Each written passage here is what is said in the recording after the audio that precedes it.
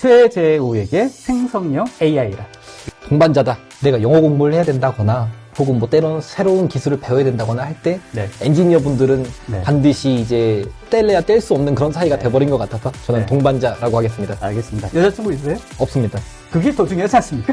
일단은 동반자가 일단 생기긴 했습니다.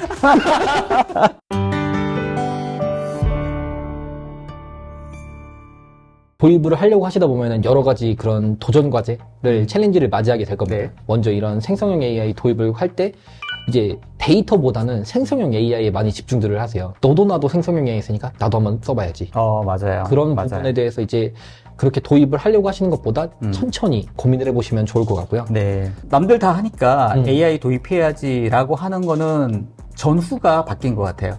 내가 뭘 할 것인지, 나의 목적이 무엇인지가 명확해야지 거기에 맞는 AI를 도입해서 성과에 대한 퍼포먼스 측정이 정확히 될 것 같거든요. 정말 네. 정확하신 말씀입니다. 네. 그게 진짜 정말 중요합니다. 파인 튜닝이 좀 어려울 때는 최근에 뭐 RAG, 그리고 랭체인 뭐 이런 식으로도 많이 들어보셨을 것 같은데 네. 이런 아키텍처를 구현을 해야 되는데 네. 이 부분도 처음 들어보고 좀 생소하다 보니까 좀 어려우실 수가 있어요. 네.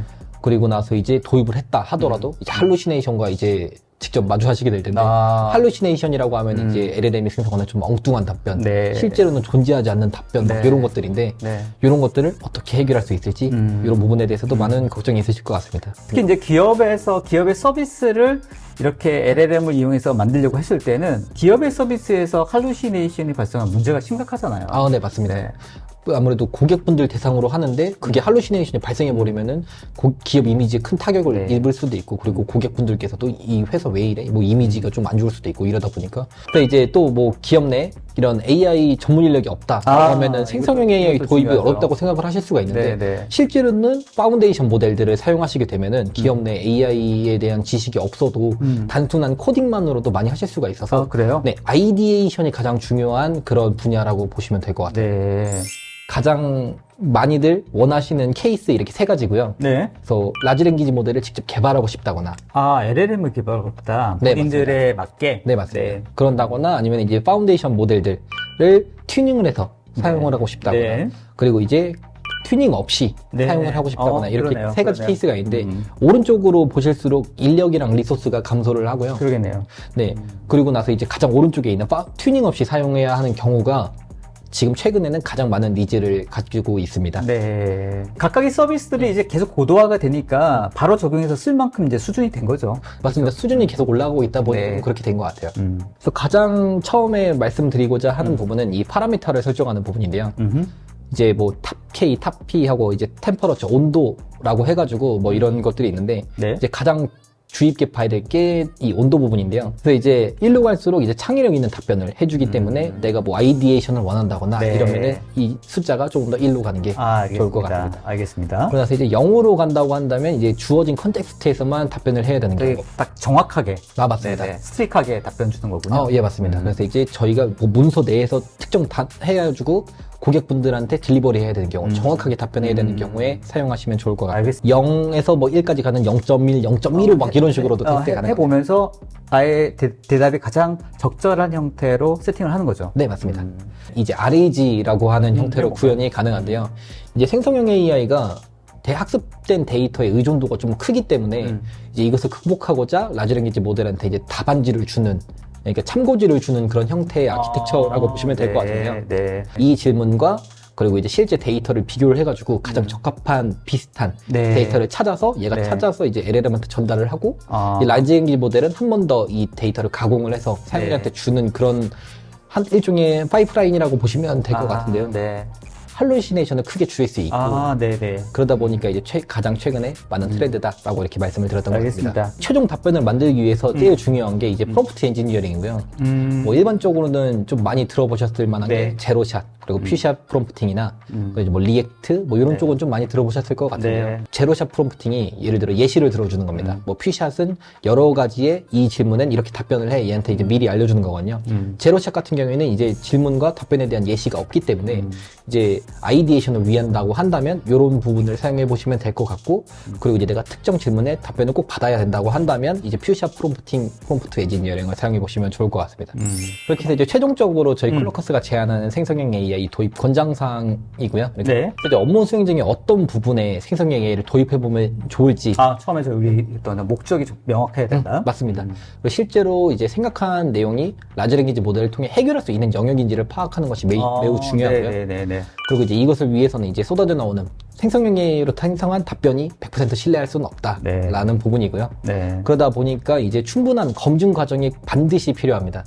검증 과정. 네, 맞습니다. 그래서 이제 꼭 2번 강조를 드리지만 네. 이제 반드시 테스트를 꼭 해보시고 네. 그 다음에 이제 정확한 답변이 나오는지 검증하는 내부 부서나 프로세스가 꼭 필요하겠네요. 네, 맞습니다. 네. 그런 부분들도 꼭 알아주시면 좋을 것 같고요. 네. 그러고 나서 이제 마지막에 말씀드렸던 RAG나 프롬프트 엔지니어링을 통해서 이제 이 LLM이 발생하는 할루시네이션을 네. 줄여서 더 높은 퀄리티의 답변을 네. 받아보실 수 있는 그런 아키텍처를 구해라 알겠습니다. 라고 있을 것 같고요. 말씀하시는 이런 단계가 사실은 담당자 입장에서는 다 소화하기 쉽지 않을 것 같아요. 맞습니다. 네. 담당자들도 아무래도 좀 계속 공부를 해야 되고 그래서 제 생각에는 이런 클로커스 같이 전반적으로 이런 난리지와 그 다음에 각각의 도메인에 필요한 부분들을 같이 얘기해 줄 수 있는 파트너가 필요하지 않을까? 네, 맞습니다. 그렇게 생각이 되거든요. 맞습니다. 구형 가능한지를 판단하기 어렵잖아요. 예, 맞아요. 상의해서 이건 가능하다. 아니면 이런 게 조금 더 니즈를 좀 줄이면 된다든지 아니면 더 상향한 목표를 충분히 달성할 수 있다든지 등등에 대한 조언을 얻을 수 있지 않습니까? 그죠? 네, 맞습니다. 그래서 컨설턴트 분들이랑 많은 대화를 통해서 아이디에이션을 또 해보고 네. 받아보시는 게 가장 좋은 선택지인 것 같아요. 알겠습니다. 많이 배우겠습니다. 맞습니다.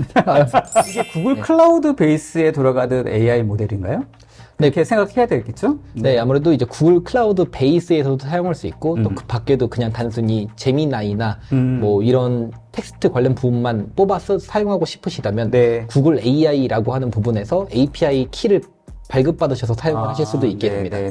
클라우드 상에 데이터를 올린다 이런 것들에 대해서 보안적으로 많이 걱정을 하시는 분들이 많습니다. 맞습니다. 네, 그러다 보니까 이제 구글 같은 경우에는 이 지금 보시는 화면의 정중앙에 있는 어댑터 레이어라고 하는 개념을 사용을 하는데요. 네. 파운데이션 모델에 학습을 한다거나 네. 혹은 질문을 하고 답변 받는 게 지금 네. 가운데 보시는 이 어댑터 레이어에 들어가게 되고 네. 이 어댑터 레이어 같은 경우에는 구글에서도 직접 볼 수 없는 그런 격리된 환경이라고 보시면 될 것 같고요. 네. 사용자도 볼 수 없습니다. 사용자도 볼 수 없는 그런 환경이고요. 네. 그러다 보니까 좀 더 보안적인 환경에서 데이터들이 왔다 갔다 하고 그리고 이제 사용자가 연결을 끊었다, 네. 학습이 다 됐다. 네. 그러면 이 어댑터 레이어는 아예 삭제가 됩니다.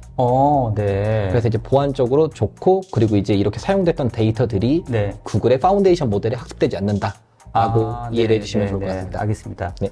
그래서 이제 구글 클라우드의 라지 랭귀지 모델, 구글 클라우드 사용할 수 있는 라지 랭귀지 모델에 어떤 것들이 있냐라고 한다면 팜2나 제미나이 모델이 일단 대표적으로 있고요. 네. 그리고 나서 이제 코드를 어시스턴트 해주는 모델인 코디, 그리고 네. 이제 이미지 생성해주는 모델인 이미진 네. 이렇게 있고요.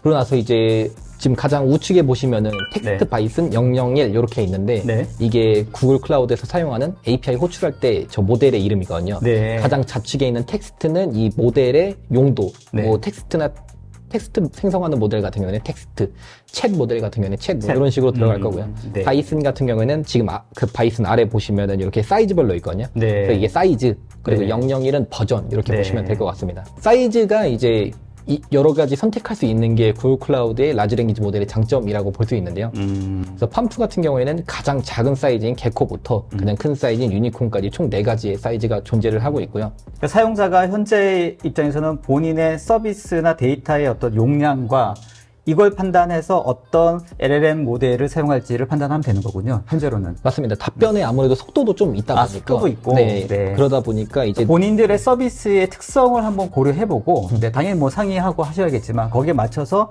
적당한 LLM 모델을 선택해야 된다. 네, 맞습니다. 네. 비용적인 부분들도 고려해 주시면 좋을 것 같고요. 비용도 있고요. 네. 그러면서 제미나이 같은 경우에는 네. 총 3가지 이렇게 사이즈가 존재를 하고 있고 네. 나노 같은 경우에는 갤럭시 24에 최근에 들어가서 가지고 이것도 많은 그런 각광을 받았었는데요. 네. 그래서 이제 구글 클라우드 상에서는 지금 현재는 프로 모델만 사용을 하실 수 있습니다.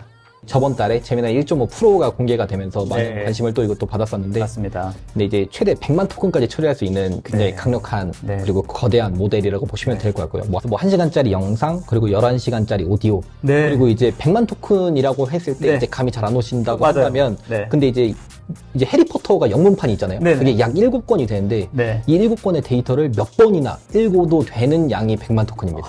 그러니까 정말 많은 양이 들어가는 건데요. 그러니까요. 근데 이제 정말 많은 양이 들어간다고 했을 때 네. 이제 컨텍스트가 길어지니까 성능이 떨어지지 않냐라고들 네. 많이 네. 걱정을 네. 하실 수가 네. 있는데요.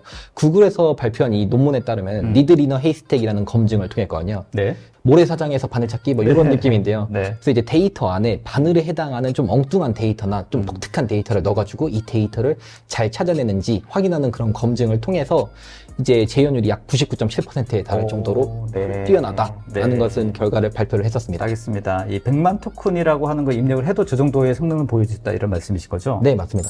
구글 클라우드의 제네티브 AI 포트폴리오고요. 네. 그래서 뭐 파운데이션 모델이나 그리고 이제 뭐 모델 가든 그리고 버텍스 AI 스튜디오 뭐 이런 식으로 쭉쭉인데 네. 가장 우측에 보시면은 이게 AI 전문가가 사용할 제품인지 혹은 개발자가 네, 사용할 네, 제품인지 네. 이런 식으로 나눠져 있어서 그러네요. 네, 사용자에 맞게 사용을 하시면 될 것 같고요. 사용자가 어떤 기능이 필요한지 네. 그리고 누가 사용할 것인지 네. 또 어떻게 사용할 것인지에 따라서 네. 원하는 제품을 사용할 수 있도록 구글은 이제 다양한 생성형 AI 제품을 제공을 해드리고 있고요. 네. 담당자가 본인들의 서비스를 이 제너레이티브 AI를 이용해서 뭔가 하려고 해도 세 번째 모델이 가장 쉽기는 한데 맞습니다. 그랬을 때 이런 부분도 고민이 있을 것 같아요. 내가 그럼 뭐 누구나 다 이제 이 서비스를 해가지고 뭔가 서비스를 향상시킬 텐데 네. 그랬을 때 어떤 차별화가 있을까에 맞습니다. 대한 뭐 근본적인 고민도 필요하지 않을까? 네. 맞습니다. 그래서 너도 나도 도입을 하다 보니까 일단은 도입을 먼저 하시는 걸 고려를 하실 텐데 그래서 이제 그 밖에 좀 독특한 걸 원하신다면 네. 반드시 아이디에이션과 좀 창의력 있는 네. 그런 부분들이 이제는 좀 각광을 받을 것 같습니다. 네. 그래서 어떻게 보면 이 AI 시대에 진짜 코어 결국 이제 다 비슷해지거든요. 맞습니다. 그러면 우리 서비스의 코어가 뭔지에 대해서 한 번 더 고민할 수 있는 그런 타이밍이 된 것 같아요. 맞습니다. 진짜 말씀해 주신 부분이 정말 중요한 것 같아요. 네. 기업의 그러니까 창의성, 뭐 이런 것들이 점점점 중요해지지 않나? 맞습니다. 네. 그래서 저희는 그래도 아직까지 할 일이 있다. 저희는 아직 다행히 할 일이 있다.